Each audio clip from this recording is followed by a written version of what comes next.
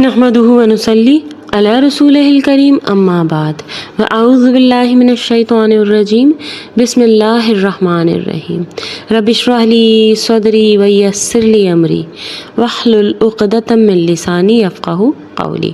السلام علیکم۔ ہم نے شروع کیا ہے سال 2025 1446 کا دورہ قرآن۔ اس میں آج ہم سورہ توبہ کی آیت نمبر 61 سے شروع کریں گے۔ پچھلی آیات کا ترجمہ ملاحظہ فرمانے کے لیے پچھلی ویڈیوز ملاحظہ فرمائیے۔ سورہ توبہ مدنی سورہ ہے اور اس میں 129 آیتیں اور 16 رکوع ہیں۔ آیت نمبر 161، بسم اللہ الرحمن الرحیم۔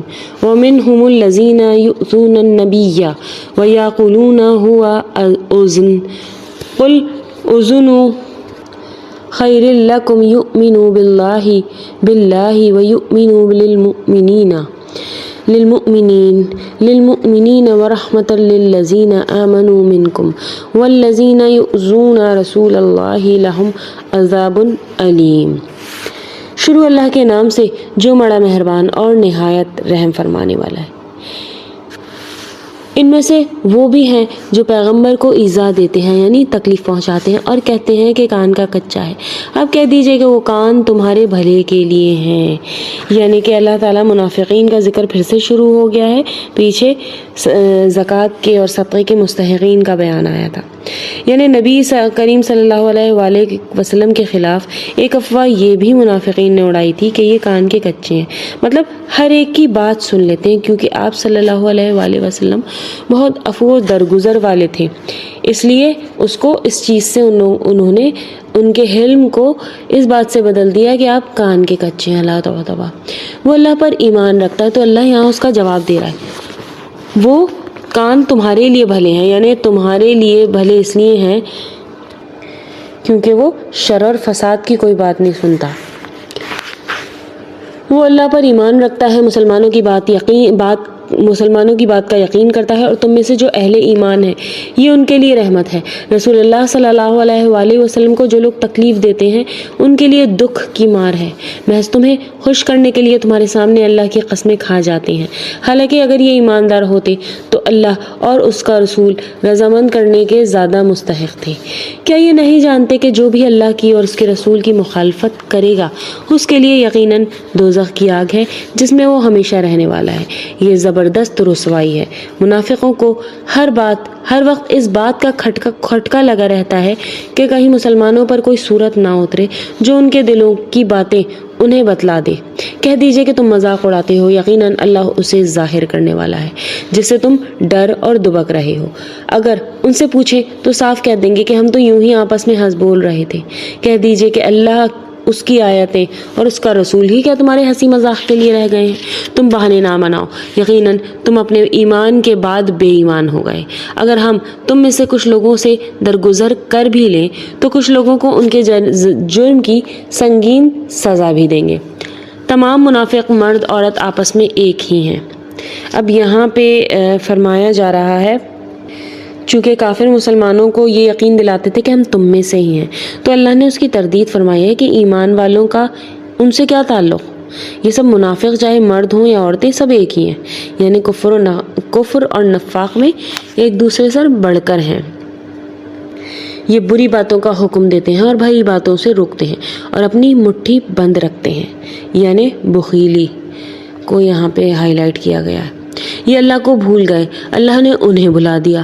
بے شک منافق ہی فاسق اور بد کردار ہیں۔ اللہ تعالیٰ منافق مردوں، عورتوں اور کافروں سے جہنم کی آگ کا وعدہ کر چکا ہے جہاں یہ ہمیشہ رہنے والے ہیں، وہی انہیں کافی ہے۔ ان پر اللہ کی پھٹکار ہے اور انہی کے لیے دائمی عذاب۔ مثال ان لوگوں کی جو تم سے پہلے تھے۔ اب یہاں تمہارا حال اور انجام کے اعتبار سے کافروں جیسا ہی ہوگا جو تم سے پہلے تھے۔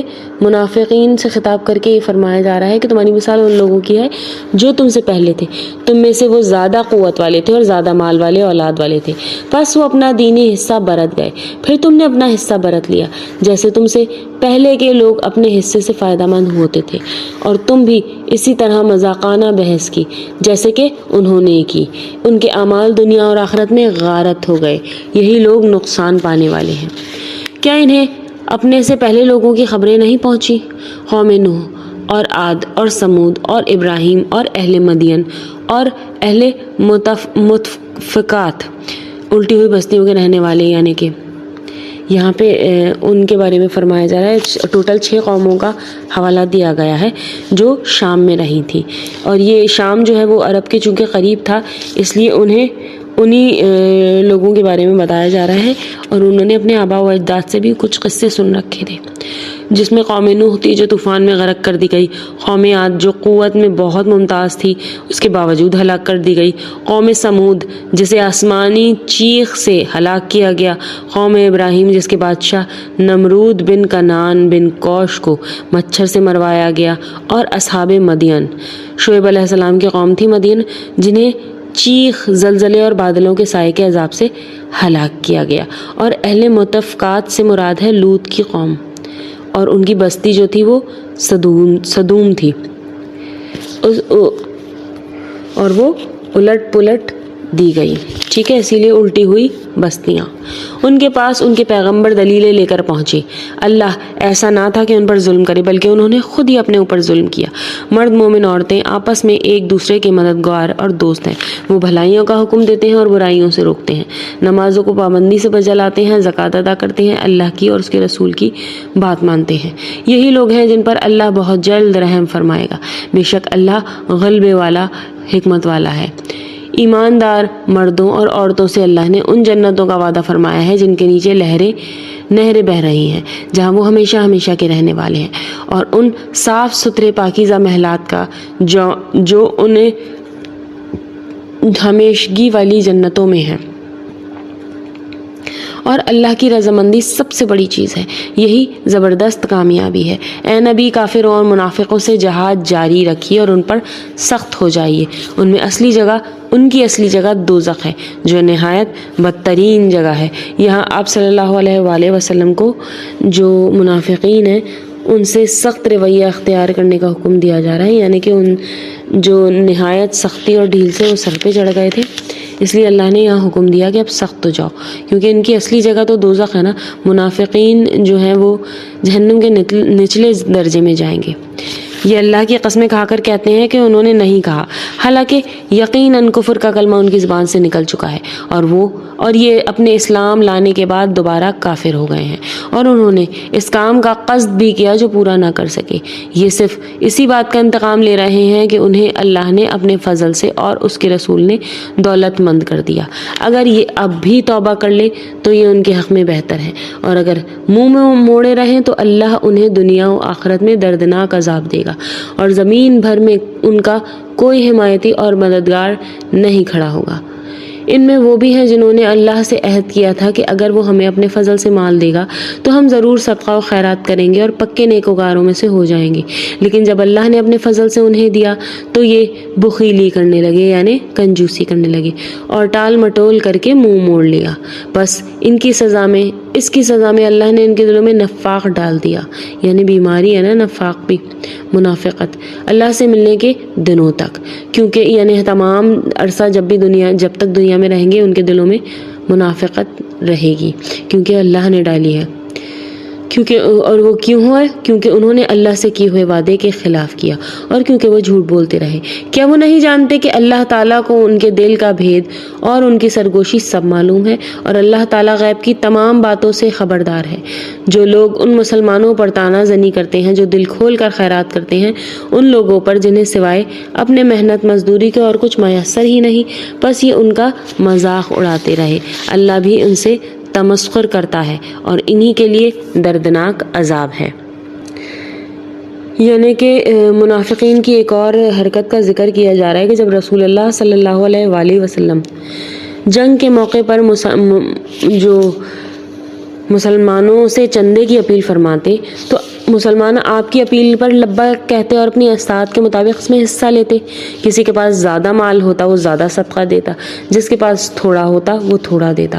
یہ منافقین دونوں قسم کے مسلمانوں پر طعنہ زنی کرتے تھے، اور وہ لوگ جو مالدار تو نہیں لیکن اس کے باوجود اپنی محنت مشقت سے کمائے ہوئے تھوڑے مال میں سے بھی اللہ کے لیے خرچ کرتے یا اس وقت حصہ ڈالتے تو یہ ان کا مذاق اڑاتے۔ اور جو زیادہ دیتے تھے ان کے بارے میں کہتے تھے کہ یہ ریاکاری کر رہے ہیں، یہ تو نمائش کر رہے ہیں، اور جو تھوڑا دیتے تو کہتے کہ اس مال سے کیا بنے گا، کیا یا اللہ تعالیٰ تیرے اس صدقے سے بے نیاز ہے، یہ بات کرتے تھے۔ صحیح بخاری میں اس کی حدیث آئی ہے۔ بس یہ ان کا مذاق اڑاتے ہیں اور اللہ بھی ان سے تمسخر کرتا ہے۔ انہی کے لیے دردناک عذاب ہے، ان کے لیے تو استغفار کر، نبی صلی اللہ علیہ وسلم سے خطاب ہے، ان کے لیے تو استغفار کر یا نہ کر، اگر تو 70 مرتبہ بھی ان کے لیے استغفار کرے گا تو بھی اللہ انہیں ہرگز نہیں بخشے گا۔ یہ اس لیے کہ انہوں نے اللہ سے اور اس کے رسول سے کفر کیا۔ ایسے فاسق لوگوں کو رب کریم ہدایت نہیں دیتا۔ پیچھے رہ جانے والے لوگ پر رسول اللہ صلی اللہ علیہ وآلہ وسلم کے جانے کے بعد اپنے بیٹھے رہنے پر خوش ہیں۔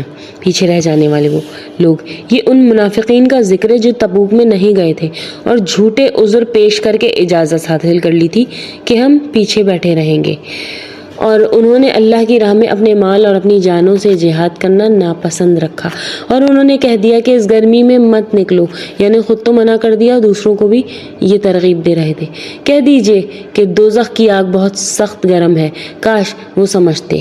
بس انہیں چاہیے کہ بہت کم ہنسیں اور بہت زیادہ روئیں بدلے میں اس کے جو یہ کرتے ہیں، یعنی کہ دنیا خرید لی آخرت کے بدلے، تو پھر انہیں تو بہت رونا چاہیے کہ انہوں نے اپنا پرماننٹ لاس کر لیا ٹیمپریری عنایات کے بدلے میں، تو بس انہیں بہت رونا اور بہت چاہیے کہ بہت کم ہنسیں اور بہت زیادہ روئیں بدلے میں اس کے جو یہ کرتے تھے۔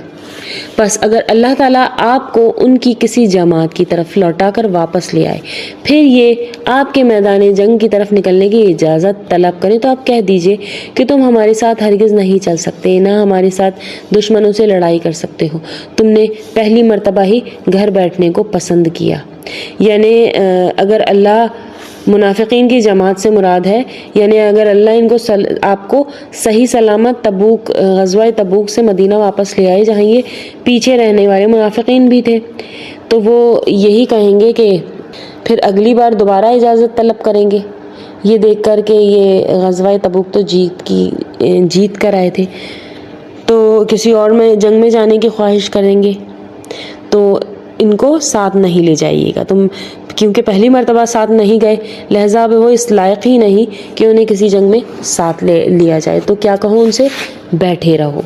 یعنی اب تمہاری اوقات یہی ہے کہ تم عورتوں، بوڑھوں اور بچوں کے ساتھ بیٹھے ہی رہو، جو جنگ میں شرکت کرنے کے بجائے گھروں میں بیٹھے رہتے ہیں۔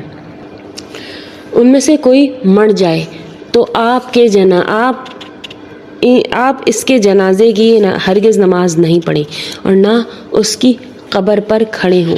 یہ آیت رئیس المنافقین عبداللہ بن ابی کے بارے میں نازل ہوئی تھی، آگے اس کا پوری تفصیل آئے گی۔ یہ اللہ اور اس کے رسول کے منکر ہیں اور مرتے دم تک بدکار بے اطاعت رہیں گے۔ اچھا جی، یہاں ہوا کیا تھا، اس کی شان نزول یہ ہے کہ جب عبداللہ بن ابی کا انتقال ہو گیا، جو رئیس المنافقین تھا، یعنی سب سے بڑا منافق اس کو کہا جاتا ہے تاریخ اسلام میں، تو اس کے بیٹے عبداللہ جو مسلمان اور ماں باپ ہی کے ہم نام تھے، وہ مسلمان ہو گئے تھے۔ جو ان کے بیٹے عبداللہ بن ابی کے بیٹے تھے، ان کا نام بھی عبداللہ تھا، رسول اللہ صلی اللہ علیہ وآلہ وسلم کی خدمت میں حاضر ہوئے اور کہا، ایک تو آپ بطور تبرک اپنی قمیض عنایت فرما دیں تاکہ میں اپنے باپ کو اس میں کفنا دوں، ظاہر باپ تھا، ہمدردی تو آ رہی تھی۔ دوسرا، آپ اس کی نماز جنازہ پڑھا دیں۔ آپ نے قمیض کرتا بھی عنایت فرما دیا اور نماز جنازہ پڑھانے کے لیے تشریف لے گئے۔ حضرت عمر رضی اللہ تعالیٰ عنہ نے آپ صلی اللہ علیہ وآلہ وسلم سے کہا کہ اللہ نے آپ کو ایسے لوگوں کی نماز جنازہ پڑھانے سے روکا گیا ہے، آپ کیوں اس کے حق میں دعائیں مغفرت کرتے ہیں؟ آپ صلی اللہ علیہ وآلہ وسلم نے فرمایا، اللہ تعالیٰ نے مجھے اختیار دیا ہے، یعنی اللہ نے روکا نہیں ہے لیکن مجھے اختیار ہے کہ میں پڑھاؤں یا نہ پڑھاؤں۔ اللہ نے فرمایا کہ اگر تم 70 مرتبہ بھی استغفار ان کے لیے کرو گے تو بھی کوئی فائدہ نہیں ہے، تو مرتے دم تک بدکار اور بے اطاعت ہی رہیں گے۔ پھر اللہ نے منع فرما دیا، خاص طور پہ قرآن میں آیت نازل فرما کے۔ آیت نمبر 85 ترجمہ، آپ کو ان کے مال اور اولاد کچھ بھی بھلے نہیں لگے۔ اللہ کی چاہت یہی ہے کہ انہیں ان چیزوں سے دنیاوی سزا دے اور یہ اپنی جانیں نکلنے تک کافر ہی رہیں۔ آیت نمبر سورہ توبہ آیت نمبر 61 سے 85 تک۔ ربنا تقبل منا انک انت السمیع العلیم۔ السلام علیکم ورحمۃ اللہ وبرکاتہ۔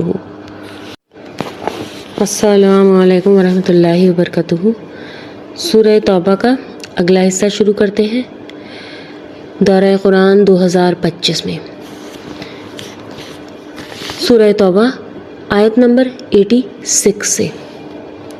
وَإِذَا أُنزِلَتْ سُورَةٌ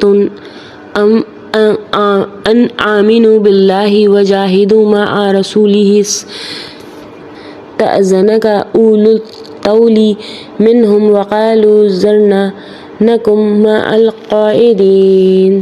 ترجمہ: جب کوئی سورت اتاری جاتی ہے تو اللہ پر ایمان لاؤ اور اس کے رسول کے ساتھ مل کر جہاد کرو، تو ان میں سے دولت مندوں کا ایک طبقہ آپ کے پاس آ کر یہ کہہ کر رخصت لے لیتا ہے کہ ہمیں تو بیٹھے رہنے والوں میں سے ہی چھوڑ دیجیے۔ یعنی کہ انہی منافقین کا ذکر چل رہا ہے جو مختلف بہانے تلاش کیا کرتے تھے، کیونکہ ان کے پاس صاحب حیثیت تھے، مال تھا، تو وہ نہیں جانا چاہتے تھے جنگ پہ، اور بعض تو اس حد تک جو ہے کیا کہتے ہیں بہانے بازی کرنے لگے تھے کہ انہوں نے کہا کہ ہمارے لیے فتنہ ہے، کیونکہ رومی عورتیں بہت خوبصورت ہوتی ہیں، تو اس لیے میں اس جنگ پر نہیں جانا چاہتا۔ یہ تھا منافقین کا حال، یعنی جو دولت مند تھے وہ آ کر رخصت لے لیتے تھے۔ یہ تو خانہ نشین عورتوں کے ساتھ رہنے پر ریجھ گئے ہیں اور ان کے دلوں پر مہر لگا دی گئی ہے، اب وہ کچھ عقل نہیں رکھتے۔ یعنی جب مہر لگ گئی ہے اللہ کی طرف سے تو اب ان کو نہ سمجھ آئے گی کہ وہ کیا بے وقوفیاں کر رہے ہیں اور کیا خرید رہے ہیں کس کے بدلے، تو بس اب تو ان کے دلوں پر مہر لگ گئی ہے۔ لیکن خود رسول اللہ صلی اللہ علیہ وآلہ وسلم اس کے ساتھ کے ایمان والے اور اپنے مالوں اور جانوں سے جہاد کرتے ہیں، یہی لوگ بھلائیوں والے ہیں، یہی لوگ کامیابی حاصل کرنے والے ہیں۔ انہی کے لیے اللہ نے وہ جنتیں تیار کی ہیں جن کے نیچے نہریں ہیں، جس میں یہ ہمیشہ رہنے والے ہیں، یہی بڑی کامیابی ہے۔ بادیہ نشینوں میں عذر والے لوگ حاضر ہوئے کہ انہیں رخصت دے دی جائے، پھر وہی منافقین وہ بیٹھے رہے جنہوں نے اللہ سے اس کے رسول سے جھوٹی باتیں بنائی تھیں۔ اب تو ان میں جتنے کفار ہیں انہیں دکھ دینے والی مار پہنچ کر رہی، ضعیفوں پر اور بیماروں پر اور ان پر جن کے پاس خرچ کرنے کو کچھ بھی نہیں، بشرط یہ کہ وہ اللہ اور اس کے رسول کی خیر خواہی کرتے رہیں۔ ایسے نیک کاروں پر الزام کی کوئی راہ نہیں، اللہ تعالیٰ بڑی مغفرت اور رحمت والا ہے۔ اس آیت میں ان لوگوں کا تذکرہ کیا جا رہا ہے جو واقعی معذور تھے، جن کے پاس واقعی کوئی عذر تھا، مثلاً ضعیف ناتواں قسم کے لوگ تھے، نابینا تھے، لنگڑے تھے، معذور تھے، اور جو ہے اور کچھ ایسے بھی تھے جن کے پاس جہاد کے لیے اخراجات نہیں تھے اور بیت المال میں بھی اتنا خرچ نہیں تھا کہ ان کو سواریاں فراہم کی جائیں۔ لہٰذا ایسے نیک کاروں پر الزام کی کوئی راہ نہیں، اللہ بڑی مغفرت والا ہے۔ اللہ نے یہ فرمایا، ہاں ان پر